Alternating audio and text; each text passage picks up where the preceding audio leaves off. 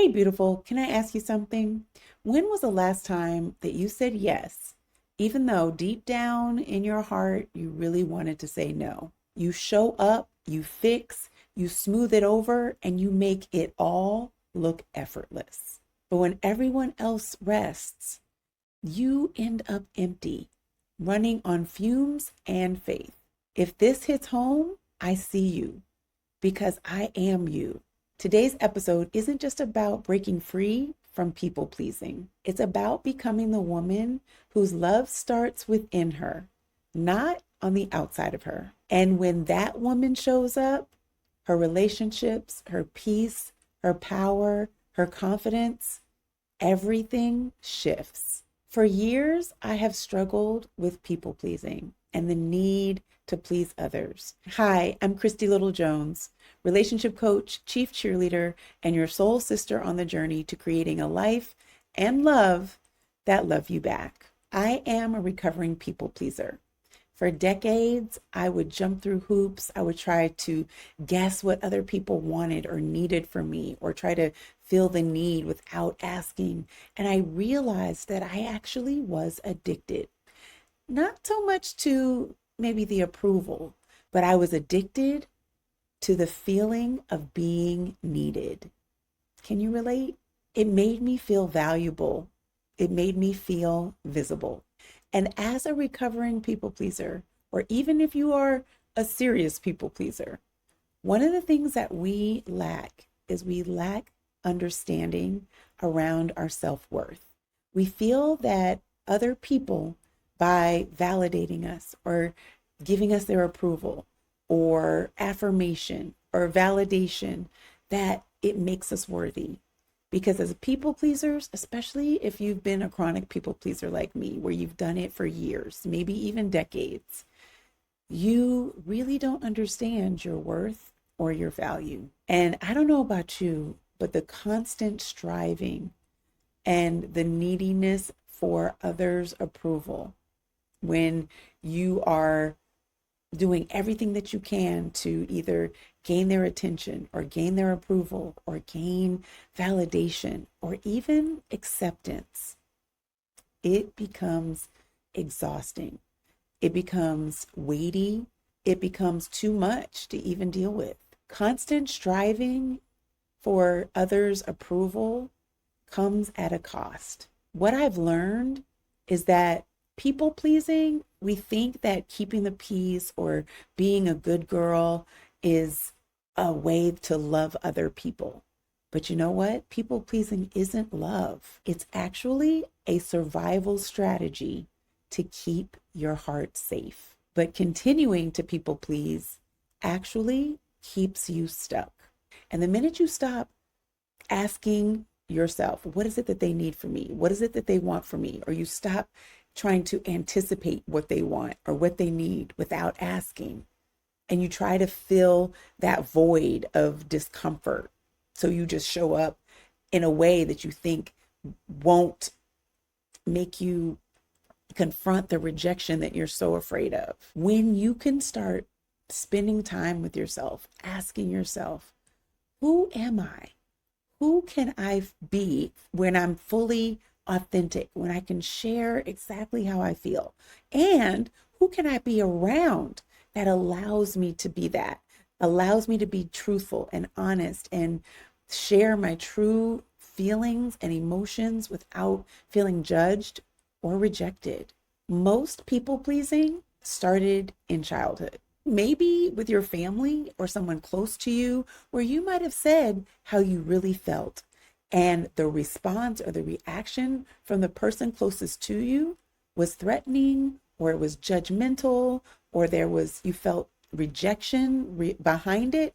So in that moment, you started to people please in an effort to receive love, or an effort to receive acceptance or validation or approval.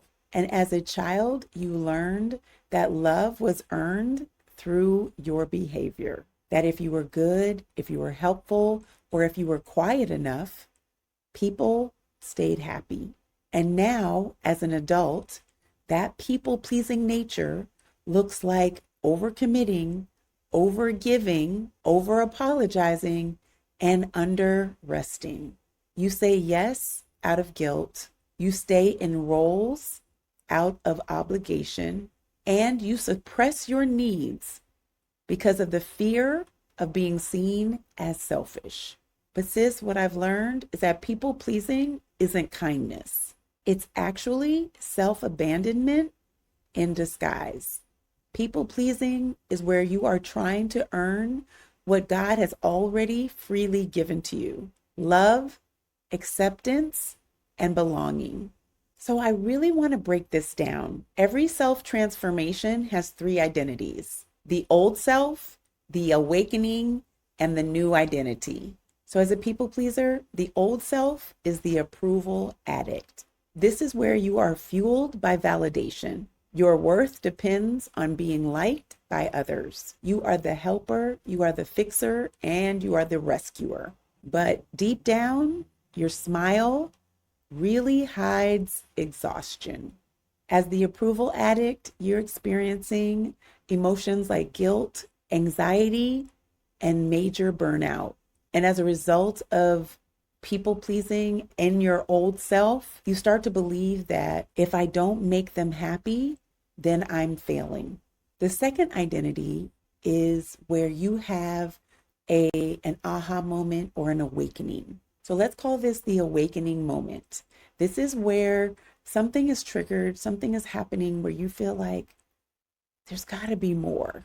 This is where you start noticing your body tense if you say yes when deep down you really mean no. This is where you start feeling the stuckness of people pleasing, where you start feeling the weight of the guilt and the anxiety and the burnout. And the awakening brings an opportunity where you are starting to ask yourself, what do I really need? So there becomes a little bit more discomfort with people pleasing, where you're feeling exhausted, or you start getting a little bit more frustrated or irritated or annoyed with those that you are people pleasing for. But what's great about the awakening moment is this is where curiosity comes in. The discomfort starts to feel a little bigger and a little bit heavier, where there's a little bit more courage to ask yourself these questions. What is it that I really need right now? This may be new to you because you're usually asking, what do other people need? And rarely asking yourself, what do you need? So this new awakening moment is bringing a lot of things up for you, which is a good thing. There are new beliefs, there are new thoughts that are arising that are saying, hey, I'm important too, and my needs matter too. Then we move into the third identity, the whole woman. This is where you've done the work. You have sat in the discomfort of knowing that you want to begin speaking your truth without apology in this new identity. This is where things start coming up like, you know what? I don't want to sugarcoat things anymore. I'm tired of tiptoeing around saying how I really feel because I'm afraid I'm going to hurt somebody else's feelings. And not to do it purposely or with ill intent, but you're so used to caring about everybody else's feelings, everyone else's thoughts, and you take on other people's reactions as your own responsibility. You're so used to that it's a foreign concept for you to ask yourself, wait a minute, that's not how I really feel. And usually it happens as you get a little bit older. That's what happened to me, is when I started to get older, I started to realize that, wait a minute, that's not how I feel. And I want to say how I feel. But I started to also notice that some of the circles that I was in, friends and colleagues, that they were so used to me people pleasing that they expected it. And when I started going through my own journey, my own awakening moment, and I'm realizing, wait, my opinions, my thoughts, how I really feel matters too, it shifted the dynamic in the relationship. I started to speak from my authentic self. And guess what? Things shifted, relationships shifted. And because they didn't know this new person, they didn't know this new identity. Many of them didn't like this new identity because they liked the people pleaser that always would jump through hoops and do a little jig for them because all that mattered was what they wanted, what they thought was right or what they thought was wrong, their opinions. That was the only thing that mattered for so long. So when after the new awakening moment came, it was like, oh no, that's not what I want to do. No, I don't want to go there. And they were like, wait, who is this person? It's me. So when you start moving into this new identity transformation phase where you are growing into your wholeness as a woman, you start being clear on what it is that you desire. You start becoming clear on what it is that brings you joy, that brings life, that brings excitement in your day. There's a clarity that comes when you start speaking your truth, when you start being authentically yourself and who God's created you to be. You start saying yes out of your overflow versus saying yes out of obligation. You start loving other people more deeply and even a little differently because you have now started loving yourself fully, truthfully, honestly, and authentically. In this phase, you are starting to feel more peace, more joy, and more confidence. You are aligning with who God's created you to be. You're no longer pretending to be someone that someone else wants you to be. You're starting to choose you, and you're starting to now finally become everything God has wanted you to be. But guess what? This may come with losing relationships.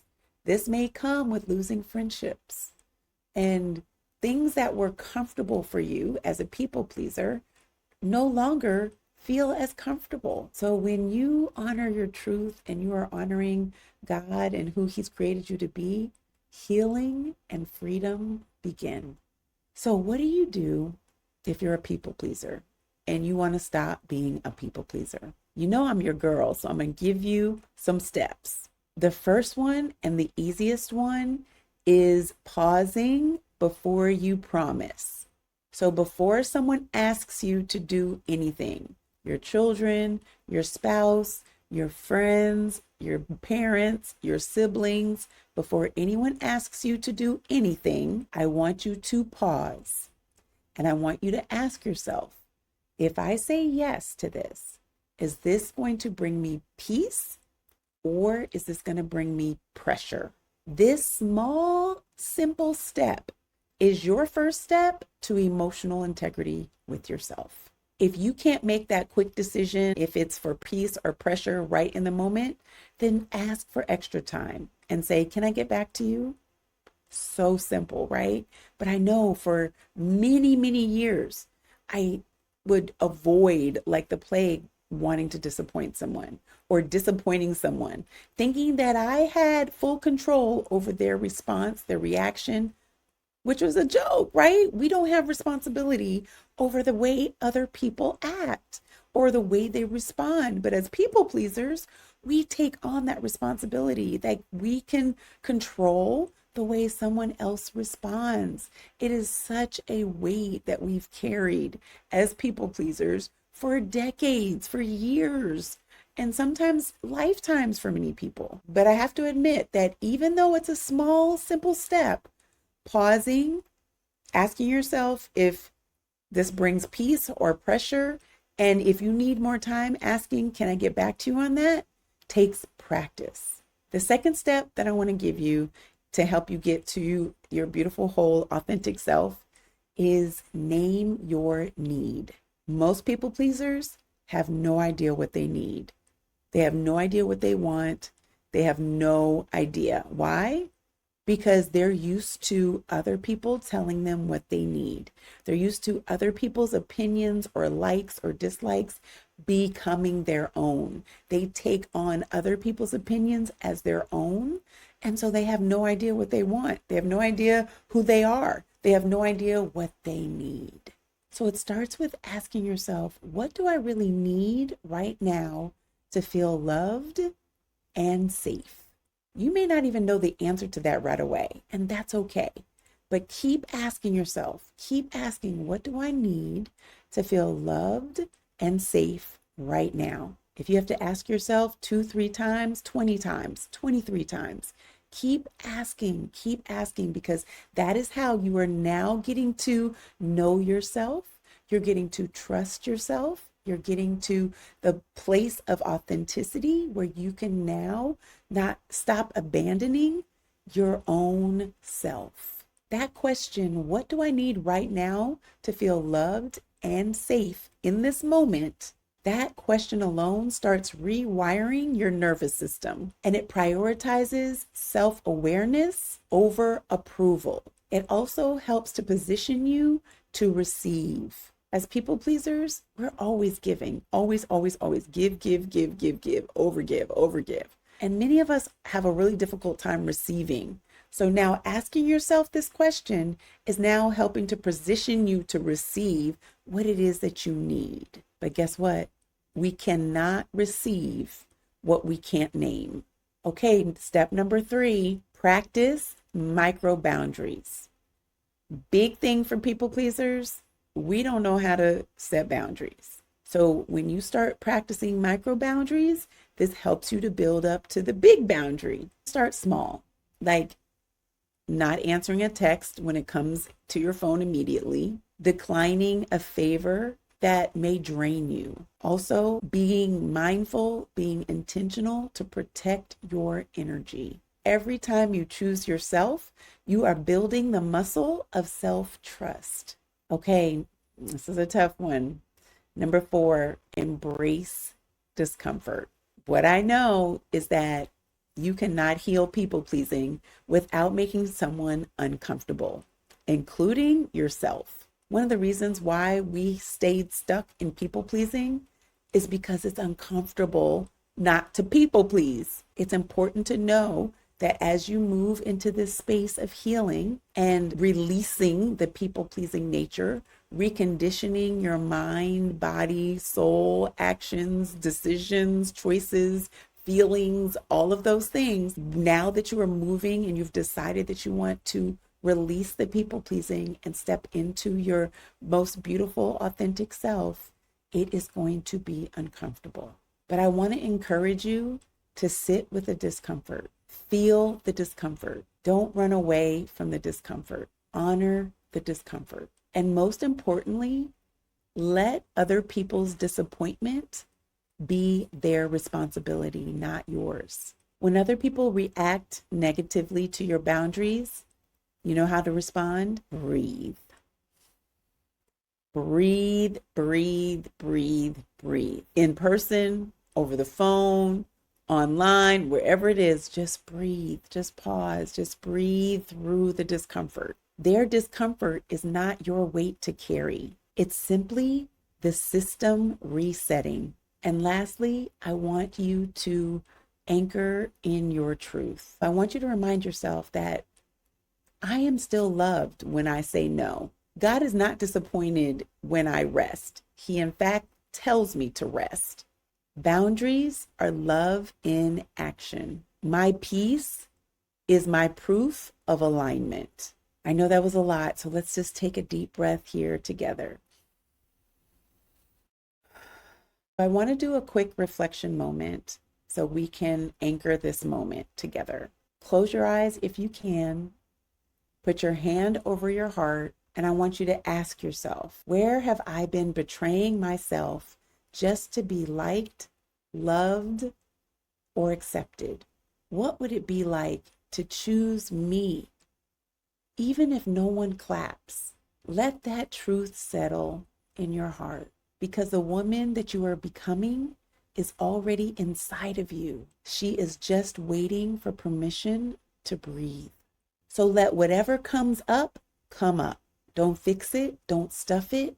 Just notice it.